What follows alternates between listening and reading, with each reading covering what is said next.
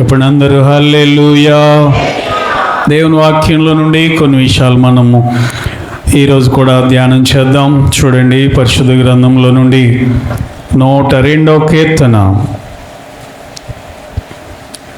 కీర్తనలో నుండి 102వ కీర్తన 17వ వచనం నుండి కొన్ని మాటలు చదువుదాం. 21వ వచనం వరకు చదువుకుందాం. కీర్తనలు 102వ కీర్తన 17 నుండి చదువుతున్నారు 21వ వచనం వరకు.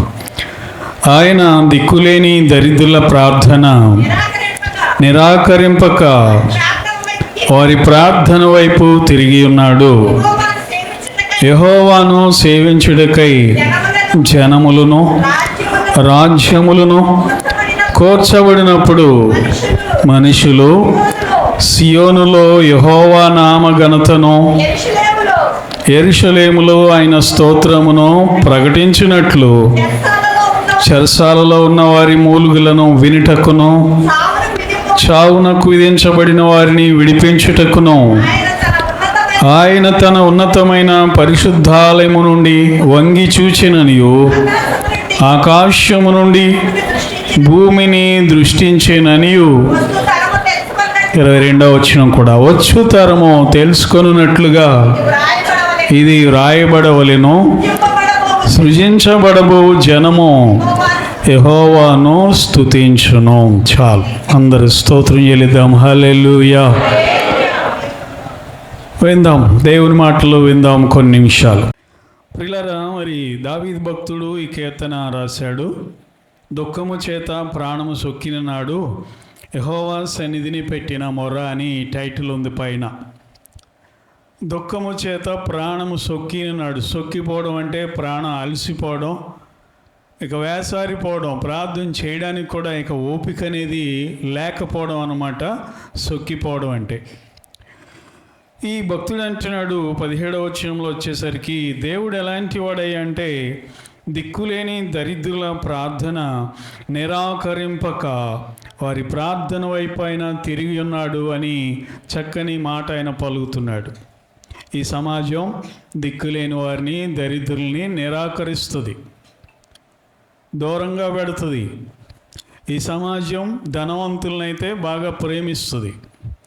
ఈ సమాజం పలుకుబడి ఉన్నవారికి దగ్గర అవ్వాలని కోరుకుంటుంది. దరిద్రులు ఎవరైనా కనబడితే వారిని నిరాకరిస్తారు.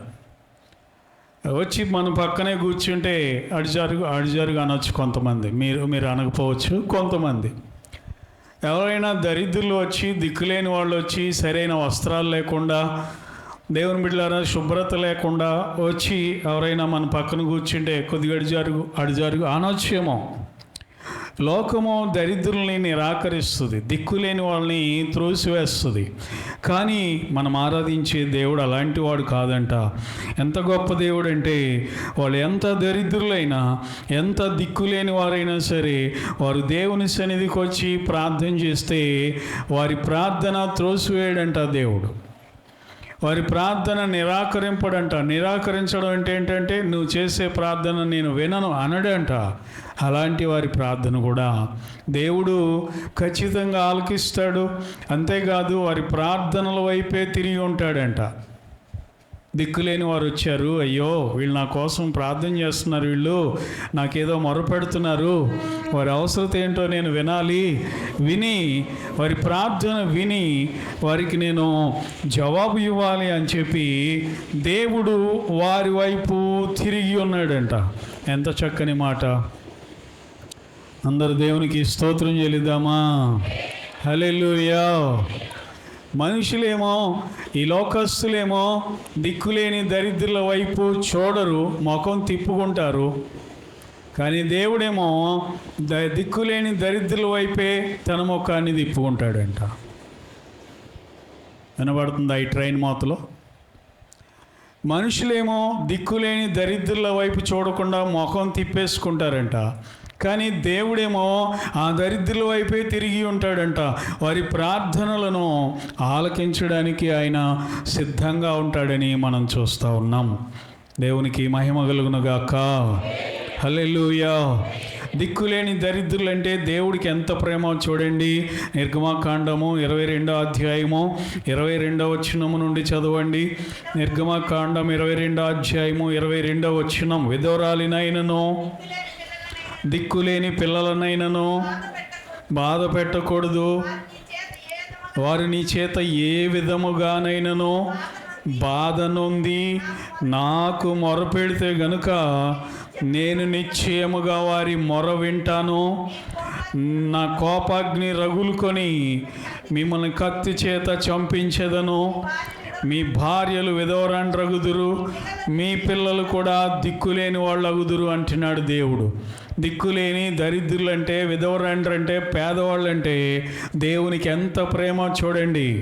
ఆయన అంటున్నాడు, మీరు దిక్కులేని దరిద్రులను ఏ విధంగా కూడా బాధ పెట్టకూడదు. మీరు అంటే వారి దగ్గర ధనం తీసుకొని ఎగ్గొట్టకూడదు, లేకపోతే వారిని చూడాల్సిన విషయంలో చూడకుండా ఉండకూడదు, వారిని ఏ విషయంలో చిన్న బాధ కూడా కలుగు చేయకూడదు. కలుగు చేస్తే నా ఉగ్రత మీ మీద రగులుకుంటుంది, మీరు దిక్కులేని వాళ్ళు అయిపోతారు, జాగ్రత్త అంటున్నాడు. మీరు దరిద్రులు అయిపోతారు, మీరు విధవరాండ్రు అయిపోతారని దేవుడు చాలా సీరియస్గా స్ట్రాంగ్గా వార్నింగ్ ఇస్తూ ఉన్నాడు అనమాట. ఇంకా కిందకు చదివితే 25వ వచనంలో, నా ప్రజలలో నీ యొద్ద నుండి ఒక భేదవానికి 25వ వచనం, నా ప్రజలలో నీ యొద్ద నుండి ఒక భేదవానికి సొమ్ము అప్పిచ్చిన ఎడల వడ్డీకిచ్చు వాని వలె వాని ఎడల జరిగించకూడదు. ఆ భేదవానికి వడ్డీ కట్టకూడదు. నీవెప్పుడైనానో నీ పొరుగు వాని వస్త్రమును కుదువుగా తీసుకొని ఎడల సూర్యుడు అస్తమించే వేళకు అది వానికి మరలా అప్పగించుమో, వాడు కప్పుకొనున్నది అదే, వాడు తినే డబ్బులు అవే. భేదవాని దగ్గర నువ్వు డబ్బులు ఇచ్చావంటే వడ్డీ కట్టకూడదంట, ఇస్తే అప్పుగా ఇవ్వాలంట. లేదు, ఇంకా నీలో మంచి మనసుంటే ఉచితంగా సహాయం చేయాలంట. ఓరకనేవడం అంటే ఏదో లక్షలు ఇచ్చేయమని కాదు. దేవుని బిడ్డ, పేదల ఎడల దేవునికున్న ప్రేమ, దరిద్రుల ఎడల ప్రభువుకున్న ప్రేమ, విధవరాండ్ర ఎడల దేవుడు చూపిస్తున్నటువంటి ప్రేమ ఎంత గొప్పదో చూడండి. విధవరాండ్ర అంటే లోకం చీకొడుతుంది, అసహించుకుంటుంది. అరే ఈరోజు విధవరాలు ఎదురొచ్చిందిరా అంటారు చాలామంది. ఏంటంట, ఎవరు ఎదురు రాకూడదు మాట్లాడరే అంటే, విధవరాళ్ళందరినీ, ఈ దేశంలో ఉన్న విధవరాళ్ళందరినీ తలుపులేసి తాళం ఇయ్యాలా వాళ్ళు బయటికి రాకుండా? ఏంటి? దేవునికి స్తోత్రం కలుగునుగాక. ఒక ఆయన బయటికి వెళ్ళాడంట. బయటికి వెళ్ళేసరికి పిల్లి ఎదురొచ్చిందంట. పిల్లి ఎదురొచ్చింది, ఏం జరుగుద్దో అనుకుని బయటికి వెళ్ళాడంట. ఆయన అనుమానానికి తగినట్లుగానే యాక్సిడెంట్ అయ్యి కాలుకి బాగా బలమైన దెబ్బ తగిలి రక్తం కారిందంట. ఇంటికి వచ్చాడు, ఇక కట్టుకట్టించుకుని వస్తూనే ఆ ఎదురోళ్ళది పిల్లి గట్టిగా వాళ్ళకి వినపడేట్టు తిడుతున్నాడంట. ఈ మాయదారి పిల్లి ఎదురొచ్చింది నాకు, ఈరోజు నా కాలు దెబ్బ తగిలింది, యాక్సిడెంట్ అయింది, ఈ మాయదారి పిల్లి సావా అన్నాడంట. ఇంట బయటకు వచ్చి, ఈరోజు నా పిల్లికి ఎవడు ఎదురొచ్చాడో కానీ దరిద్రుడు, నిద్రమోహంవాడు, పనికిమాలినోడు, నా పిల్లి చచ్చిపోయింది ఈరోజు అందంట. సరిపోలా, పిల్లి చచ్చిపోయిందంట. ఎడ చచ్చిపోయిందో, పిల్లి ఎదురొచ్చిందని, విధవరాలు ఎదురొచ్చిందని ఇలాంటి మనకు అసలు ఉండకూడదు. దేవునికి స్తోత్రం కలుగునుగాక. చెబుదాం హల్లెలూయా. విధవరాండ్రని చిన్న చూపు చూస్తారు ఈ లోకం, ఈ సమాజం. కొంతమంది పెళ్ళిళ్ళు కూడా పిలవరు కూడాను. నేను ఒక ఆమెను అడిగా, నువ్వు అంటే చాలా ఫ్రెండ్లీగా ఉంటావు, నీ ఇల్లు ఓపెనింగ్ ఆమె పిలవలేదంటే మర్చిపోయినాయి గారు అంటారు. ఇంటి ఎదురుగా అంత ఫ్రెండ్లీగా ఉండే వాళ్ళని ఎవరైనా మర్చిపోతారా? అంటే శుభం జరిగే ఇంటికి విధవరాండ్ర రాకూడదని వాళ్ళ ఉద్దేశం. పెళ్ళో ఇల్లు ఓపెనింగ్ సరిగా గుర్తులేదు నాకు.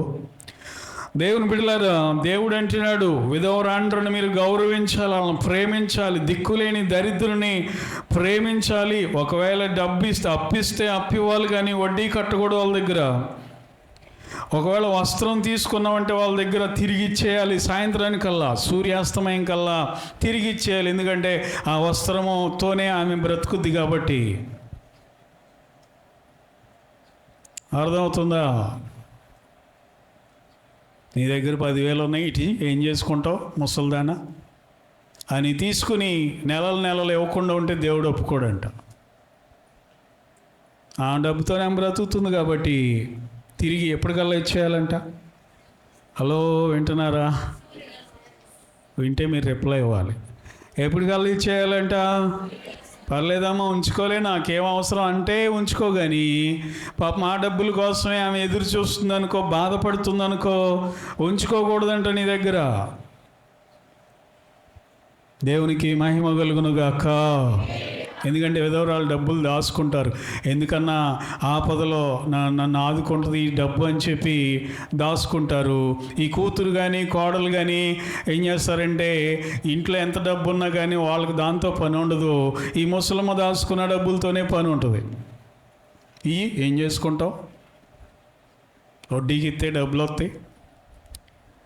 దేవుని బిడ్డలారా, ఎందుకంటే విధవరాండ్రని దేవుడు గౌరవించమని చెబుతున్నాడు. వస్త్రము కుదువుగా తీసుకుంటే సాయంత్రానికల్లా అప్పచెప్పేయమంటున్నాడు. ఎందుకంటే వాడు కప్పుకొనున్నది అదే, ఆమె కప్పుకొనే వస్త్రము అదే అని దేవుడు ఇక్కడ మాట్లాడుతూ ఉన్నాడు. కాబట్టి దేవుని బిడ్డలారా, విధవరాండ్ర ఎడల వారి మొర వినేటటువంటి దేవుడు. వారిని బాధ పెట్టకూడదంట. నువ్వే విషయంలోనైనా వారు బాధపడి నువ్వు బాధపడితే వాళ్ళు నీ గురించి దేవుడికి ప్రార్థన చేస్తే వెంటనే వింటాడంట. దేవా, పలానా ఆమె నన్ను బాధ పెడుతుంది, పలానా ఆమె నన్ను ఏడిపిస్తుంది, పలానా ఆమె నాకు దుఃఖాన్ని కలుగు చేస్తున్న, నాకు అన్యాయం చేస్తుంది అని ఏ వృద్ధురాలైనా ఏ వృద్ధుడైనా నీ గురించి ప్రార్థన చేస్తే దేవుడు వింటాడంట. దేవుడు నీకు మరి నీ మీద కోపాన్ని చూపిస్తాడంట. మిమ్మల్ని ఏదో భయపెట్టడానికి కాదు, లేకపోతే ఈ మాటలు చెప్పి మిమ్మల్ని ఏదో దేవుని కోపం వస్తుందని మిమ్మల్ని బెదిరించడానికి కాదు. ఎందుకంటే మనం ఎవరికి రుణపడకుండా ఉంటే ఖచ్చితంగా దేవుడు మనలను ఆశీర్వదించే దేవుడై ఉన్నాడు. హల్లెలూయా. వాళ్ళ ఏడుపు మన మీద ఉండకూడదంట, వాళ్ళ ఉసురు మన మీద ఉండకూడదంట, విధవరాళ్ళ ఉసురు ఉండకూడదంట, మనకి ముసలి వాళ్ళ ఉసురు ఉండకూడదంట దేవుని బిడ్డలారా.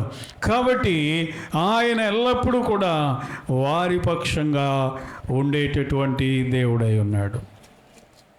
105వ కీర్తనలో ఉంది కదా, దరిద్రుల యొక్క బాధను పోగొట్టి దేవుడు ఏం చేస్తాడంట. 105వ కీర్తన చూడండి, ఆఖరి వచనం, ఆఖరి నుండి 105 కాదు 107వ కీర్తన 41వ వచనం చదువుకుందాం. అట్టి దరిద్రుల బాధను పోగొట్టి వారిని లేవనెత్తును, వారి వంశమును మందవలే వృద్ధి చేసెను. దరిద్రుల ప్రార్థన ఆయన ఆలకించే దేవుడు, దిక్కులేని వారి ప్రార్థన ఆయన ఆలకించే దేవుడు. ఈరోజు నువ్వు దేవుని సన్నిధికి వచ్చి నాకు దిక్కెవరు లేరని బాధపడుతున్నావా? ఈరోజు దేవుని సన్నిధికి వచ్చి నాకెవరు లేరు, నేను ఒంటరి వాడిని, ఒంటరి దాన్ని అని బాధపడుతున్నావా? దేవుని బిడ్డ, నాకు తోడెవరు లేరు, బంధువులు ఉన్నారు కానీ, రక్త సంబంధులు ఉన్నారు కానీ, అన్నదమ్ములు ఉన్నారు కానీ, అక్క చెల్లెళ్ళు ఉన్నారు కానీ, ఆపదలో నాకెవరు తోడు రారు అని నువ్వు బాధపడుతున్నావేమో. ఈ ఉపవాస ప్రార్థనలో నీ ప్రార్థన దేవుడు ఆలకించునుగాక. హల్లెలూయా. బైబిల్ గ్రంథంలో హాగరు అనేటటువంటి దిక్కులేని ఆవిడని మనం చూస్తాం. హాగరు అనబడినటువంటి ఆ దిక్కులేని ఆమె ప్రియులారా, శారా ఏం చేసిందంటే ఎలగొట్టమంది ఇంట్లో నుండి. తన భర్తతో చెప్పింది, ఎలగొట్టి ఇంట్లో నుండి. ఏమండి, ఎప్పుడూ భార్య మాట వింటాడు ఈ మహానుభావుడు, మంచోడు కదండి. ఎవరు చెప్పాలి? భార్య మాట వినాలో వద్దామా? వింటే విను, లేత మాని అన్నట్టు చూస్తున్నారు. ఇంకా భార్య మాట వినాలా వద్దా? వినాలి. ఆడవాళ్ళుగా చెప్పాల్సింది పురుషులు చెప్పాలి. ఏం ప్రసాద్, మా అర్థం మాట వింటావు వినవా? డైలమాలో పడ్డావా? నీకే అర్థం కావట్లేదు. నారాయణ వింటాడు, నారాయణ చాలా మంచివాడు, చంద్రమాట జవదాట్టు. అంటే భార్య మాట దేవుని వాక్యానికి అనుకూలంగా ఉంటే వినాలి, వాక్యానికి అనుకూలంగా లేకపోతే వినకూడదు. దేవునికి స్తోత్రం కలుగునగాక. చూద్దాం. హల్లెలూయా. అబ్రహాము భార్య మాట విన్నాడు, ఆగర్ని తెచ్చుకున్నాడు, సమస్యలు తెచ్చిపెట్టుకున్నాడు. సొలొమోను భార్యల మాట విన్నాడు, దేవునికే దూరం అయిపోయాడు. అయ్యాడా లేదా? వినాలి, జాగ్రత్తగా వినాలి నా మాటలు. ఒక పొగరబోతావిడ ఉంది బైబిల్లో, భర్త ఆమె మాట విన్నాడు, మరణాన్నే తెచ్చుకున్నాడు. ఎవరా పొగరబోతావిడ బైబిల్లో? యెజబెల్. భలే చెప్పారే. నిజం, ఇలాంటి వాళ్ళు గుర్తుంటాం మంచిదే. వినపోతే ఊరుకోదు మరి ఆయన్ని. అర్థమవుతుందా? ఎవరి దాకా ఎందుకు? ఈ భూమి మీద మొట్టమొదటి మనుషుడు కూడా భార్య మాట విన్నాడు, సమస్యలు తెచ్చుకున్నాడు, మనకి తెచ్చిపెట్టాడు ఈ సమస్యలు. ఎవరైనా? ఆదాము అని చెప్తేనే కదా తిన్నాడు. తినండి ఏం కాదు, కానీ మనం దేవుళ్ళు అయిపోతామంట. మనం దేవతలం అయిపోవడం దేవుడికి ఇష్టం లేక మనల్ని ఇట్టగా ఉంచాలని ఆ పండు తినొద్దు అన్నాడు. సైతాన్ చెప్పాడు నాకు. సైతాన్ ఎంత మంచోడు, తినే అంతే తినేసాడు.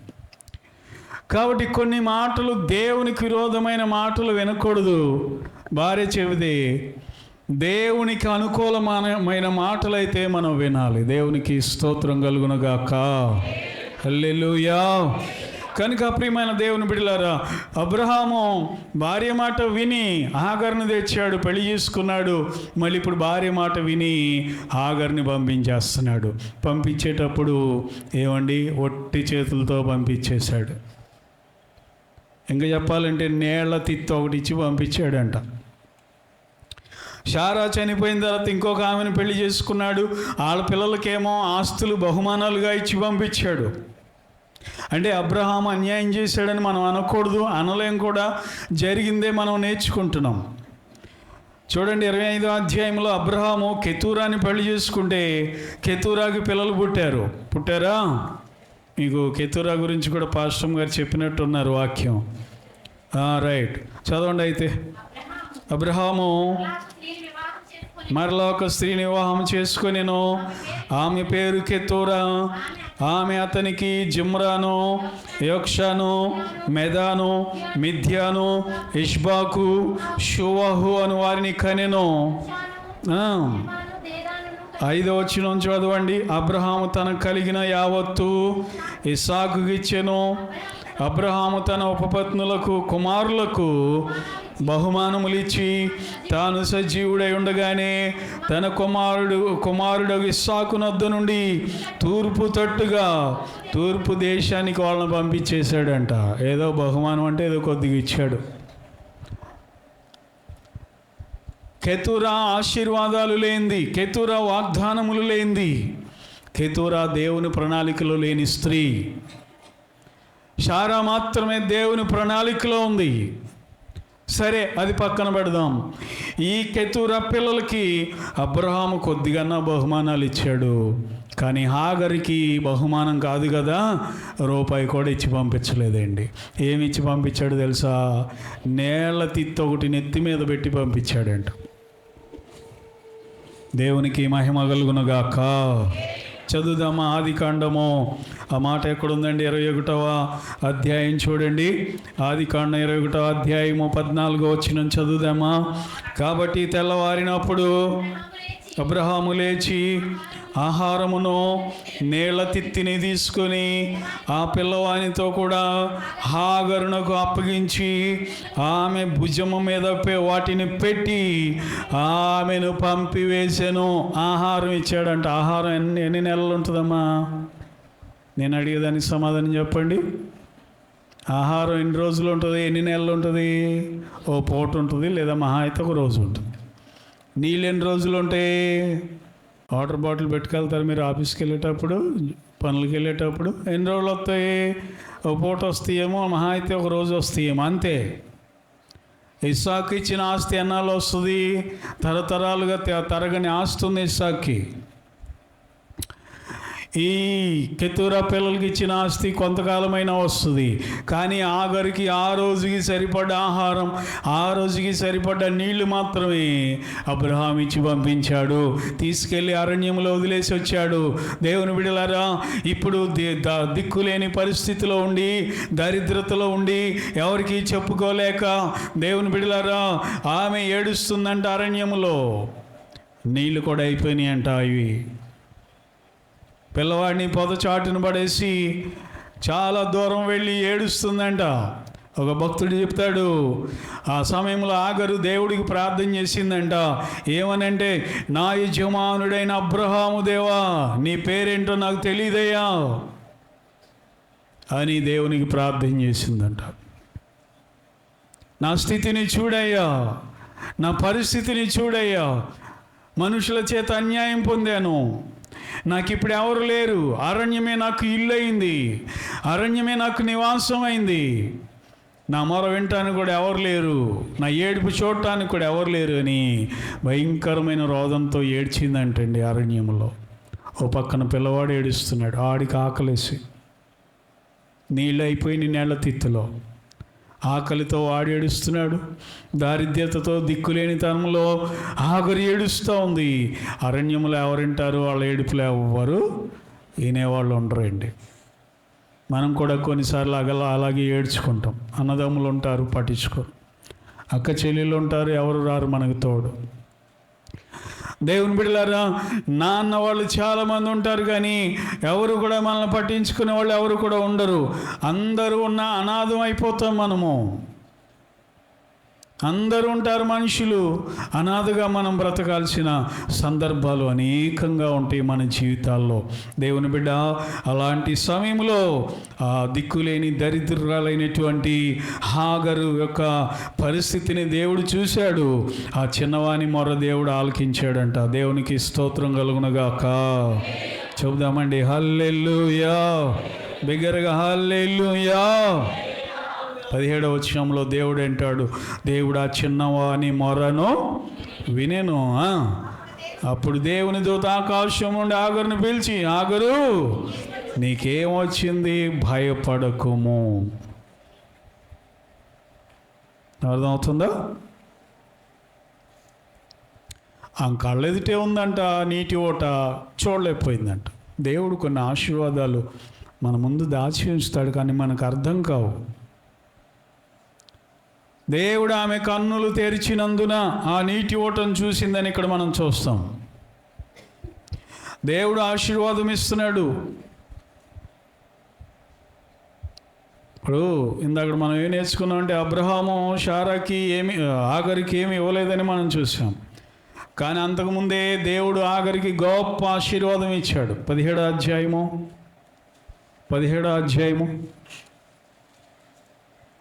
18వ వచనం చదవండి. ఆదికాండం 17వ అధ్యాయం 18వ వచనం. అబ్రహాము ఇష్మాయేలు నీ సన్నిధిని బ్రతకను అనుగ్రహించమని దేవునితో అనగా, దేవుడు నీ భార్య అయిన శారా నిశ్చయముగా నీ కుమారుని కనును పేరు పెడతావు. 20వ వచనం చదవండి. ఇష్మాయేలును గూర్చి నువ్వు చేసిన మనవి నేను వింటిని, ఇదిగో నేను అతన్ని ఆశీర్వదించి అతనికి సంతానాభివృద్ధి కలుగజేసి అత్యధికముగా అతనిని విస్తరింపచేసేదను. అతడు 12 మంది రాజులను కనును, అతనిని గొప్ప జనముగా చేసేది. ఎంత అద్భుతమైన మాట. మనుషులు పట్టించుకోకపోయినా దేవుడు పట్టించుకుంటాడు దిక్కులేని దరిద్రుల్ని. మనుషులు వదిలేసినా దేవుడు వదిలేయడు. మనుషులు త్రోసివేసినా దేవుడు త్రోసివేసేవాడు కాదు. ఆగరును దేవుడు త్రోసివేయలేదు. అర్థమవుతుందా? ఇష్మాయేలు సంతానాన్ని కూడా దేవుడు దీవిస్తానన్నాడు. 12 మంది రాజులు పుడతారు ఇష్మాయేలుకి అని దేవుడు చెప్పాడు. హల్లెలూయా. బిగ్గరగా చెప్పండి అందరూ హల్లెలూయా. ఎంతమంది రాజులంట? 12 మంది రాజులు. 12 ఏంటి, ఎంతోమంది రాజులు పుట్టుకొచ్చారు ఇష్మాయేలు సంతానంలో నుండి. ఎవరు ఇష్మాయేలు సంతానం? ఎవరు? ఏంటా? ముస్లిమ్స్, గల్ఫ్ దేశాలు. గల్ఫ్ దేశాలు. ఇప్పుడు కూడా ఆ దేశాలు కొన్ని రాజుల పాలనలోనే ఉంటాయి. కాబట్టి ఇష్మాయేలు సంతానాన్ని ఈ రోజున దేవుడు ఎంతగానో ఆశీర్వదించాడు. కనుక దేవుని బిడ్డలారా, ఇష్మాయేలుకు దేవుడిచ్చిన వాగ్దానం, అతన్ని కూడా నేను గొప్ప జనముగా చేస్తాను, 12 మంది రాజులు పుడతారు ఆయన కడుపులో నుండి అని దేవుడు ముందుగానే చెప్పాడు. అర్థమవుతుందా? ఈ రోజున అరబ్ దేశాల్లో ఉన్న సంపద మిగతా దేశాల్లో, కొన్ని దేశాల్లో లేదంటే మీరు నమ్మండి. అంత భయంకరమైన సంపద అనేది అక్కడ మనం చూడగలుగుతాం.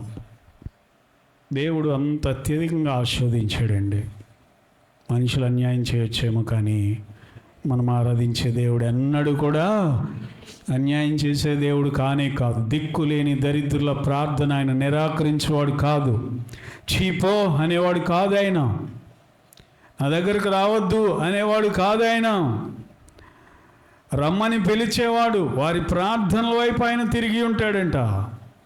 యెహోషాపాతు కూడా ప్రార్థన చేశాడు, అయ్యా నీవే మాకు దిక్కు, నీవు తప్ప మాకెవరు లేరు దిక్కు అని ప్రార్థన చేశాడు. ఆ మాట వినగానే దేవుడు కదిలిపోయాడు. 3-4 దేశాల ప్రజలు, రాజ్యాల ప్రజలు యెహోషాపాతు మీదకి వస్తే, ప్రభువా మా సైన్యము సరిపోదయ్యా, ఈ సమయంలో మాకు దిక్కెవరు లేరయ్యా, నీవే మాకు దిక్కు అని ప్రార్థించినప్పుడు దేవుని బిడ్డలారా, ఆ శత్రువులు వాళ్ళంతట వాళ్ళ మీద వాళ్ళే పడి చనిపోయేలాగా దేవుడు చేశాడు. ఇజ్రాయేలీలు యుద్ధం చేయకుండానే, యెహోషాపాతు ఆయనతో ఉన్న సైన్యము యుద్ధము చేయకుండానే గొప్ప విజయాన్ని దేవుడిచ్చినట్లుగా మనము చూస్తూ ఉన్నాము. హల్లెలూయా. బిగ్గరగా చెబుదామా? హల్లెలూయా. దిక్కులేని దరిద్రుల ప్రార్థన ఆయన వింటాడు. అర్థమవుతుందా? యేసు ప్రభు వారు ఎరికో పట్టణంలో 1000 మంది సమూహంతో వెళ్తుంటే ఒక దరిద్రుడు ఆక్రందన చేస్తున్నాడు రోడ్డు పక్క నుండి. ఒక దిక్కులేనివాడు, గుడ్డివాడు, దరిద్రుడైనటువంటి ఆ వ్యక్తి ఆక్రందన చేస్తున్నాడు. దావీదు కుమారుడా, నన్ను దాటిపోవద్దయ్యా, నన్ను నా మనవి ఆలకించాయా అని కేకలు పెడతా ఉంటే పక్కన రే ఎందుకు అరుతావు, ఎంతమంది జనం ఉంటే ఆయన నీ వైపు ఎందుకు చెప్తాడు రా అన్నట్టుగా ఆయన్ని చల్లార్చేస్తున్నారు ఆయన ప్రార్థన. నిజమేగా? ఎంతమంది సమూహం యేసు ప్రభుతో, వీడు మరో ఎక్కడ చెవిలో పడుతుంది?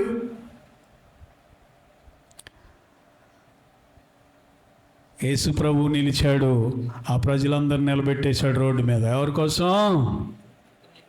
అయ్యో, ఎవరి కోసం? కొంచెం గట్టిగా చెప్పండి. ఎవరి కోసం? గురుడ్డివాని కోసం. ఏంటి ఇక్కడ యేసు ప్రభు ఆగాడు? ఎవరి కోసం అంటే, అరే ఆ దరిద్రుడి కోసం రా అంటున్నాడు. వెంటనే ఆ బట్ట పారేసాడంట. ఎంత ఖరీదు ఉంటుంది ఆ వస్త్రం?